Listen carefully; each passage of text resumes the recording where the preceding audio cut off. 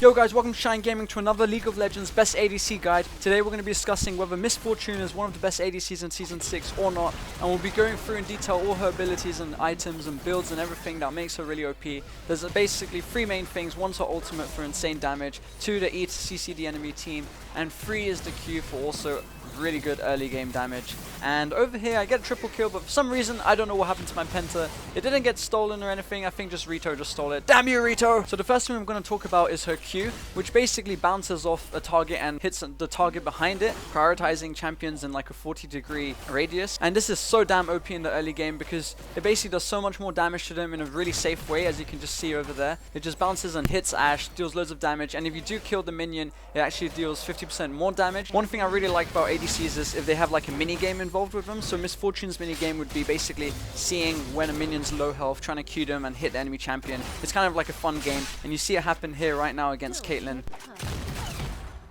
So the main strategy with Miss Fortune is basically making as much as you can out of the early game. You just basically want to keep poking them with the Q, deal loads of damage, get them really scared, get them zoned, and just try and make them have the least amount of farm as possible. And you just keep farming, get really OP to try and help carry the rest of the game. So as you can see here, this poor little Tristana is pretty damn zoned. As soon as she comes anywhere near, we just completely go all out, poke her so much, and she just has to keep staying back.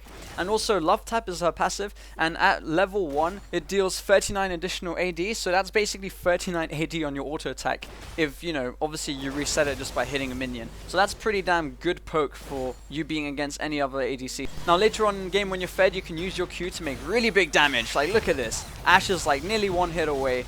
Or actually is one hit away, and that's just, you know, just with one item, Essence Reaver, so it's pretty damn good. Or maybe you want to do something else. Maybe you want to go back to the bot lane and farm. Then the two people who you've been zoning out the whole game are really angry and trying to kill you, and you're just like, oh wait, I kind of zoned you out. You're really weak and I can take on all of you. Warning, bonus tip incoming. If you ever need to get a farm that's quite far away, just use your Q to bounce it off and hit the farm. All safety, woo! The main thing I use her W for is wave clear. As you know, you get 3 seconds of bonus attack speed, and if you keep hitting a new target, so basically applying love tap every time, you get 1 second additional of increased attack speed. So I just use that with minions. You can actually hit one minion for about 2 or 3 times before the 1 second's up. Obviously it depends on your attack speed. And over here I kind of use it against the Drake. I want to keep up my attack speed in case the team fight breaks down, so I attack the Drake, then I switch to the Crab, basically just to keep my attack speed up. And obviously you can use it in a fight as well. You get that 3 seconds bonus attack speed, so always kind of use that if you're dueling someone. Now one of the main reasons why I max E second, which we'll get into later in the leveling up order, is because I just love the movement speed slow that it gives for enemies. It's so useful for saving your team and also initiating fights. It's like kind of like a good group CC. And also since Miss Fortune has no escape, it's really useful to kind of have that increased movement speed slow for the enemies if they're trying to gank you. Now in terms of runes, I just go with my normal runes. Obviously you can customize this to whatever you want. You could probably give an extra AD Quinn. Yeah, I like saying Quinn now after that Lucian guide I did last time. But you could have an extra AD Quinn. You do obviously have attack speed with W. But because I don't level up W till quite later in the game, I prefer having the increased attack speed so that my farming's easier and stuff. Now in terms of masteries, I like going 18-0-12. This is personal preference. You can go 18-12-0 if you want. It's just some of the masteries I don't see the point of. I'll explain it later. But just in terms of my masteries, having Oppressor is great because when you eat them, you're slowing them, you have increased damage to them, makes sense. And then obviously Warlord's Bloodlust. Every time you're doing your ultimate, you have the chance of critically striking, so you can basically heal a lot with your ultimate. And then Runic Armor basically gives you more lifesteal to your lifesteal, and I kind of like having that extra health to have higher percentage, higher max health compared to the enemy ADC, just to kind of confuse them when they're trying to go all out and they think, you know what, we can kill him. Oh wait, he's got more health than me, damn. And just like on the Lucian video, Perseverance, just like having that sustain. Season 6, I feel like, is all about the early game and trying to make the most out of it, because at 20 minutes, you kind of know how the game's going to go. So I think it's more important to have sustain rather than the team fight damage, which comes from 18-12-0. The problem I have with the Cunning Tree is the first mastery people usually go on is increased attack damage to like minions. I mean, why would you need that? You know, you can farm, you don't need more damage against minions. It's kind of pointless. And then the Biscuit, I mean, why do you need 10 more mana? I mean, you know, you have so much lifesteal. You're probably only going to get 1 health potion for the whole game.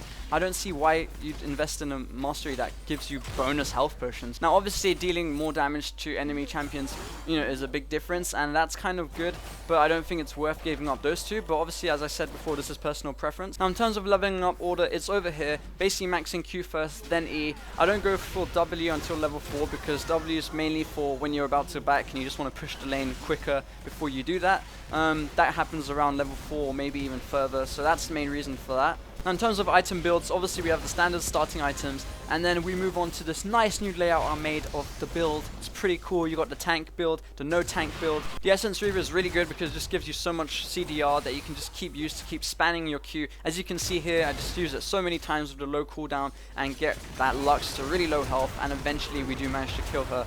Not with my ult exactly, but with some team help. Yay, teamwork. And then obviously I do end up going for the Infinity Edge because it gives me that bonus crit chance for my ultimate. And I go for Death Stance instead of Bloodthirster because Bloodthirster actually gives you 20% lifesteal on auto attacks basically, but Death Stance actually gives you 12% on everything, so any physical damage, so that includes your ultimate, so your ultimate would actually do even more damage. Now there are some games where you feel like you need more lifesteal, you're not really being able to heal up as much, so you can obviously get the Vampiric Scepter. It's quite cheap and you will need it later on, so it wouldn't be like a waste of an item. And if they are quite tanky early on in the game, you can just buy Last Whisper instead of getting the whole item and continue with the build. Even Last Whisper, even though it's cheaper than Season 5, it still makes a massive difference against tanks. So now moving on to our ultimate, it basically deals loads of damage and obviously heals you because of the masteries and items you've got.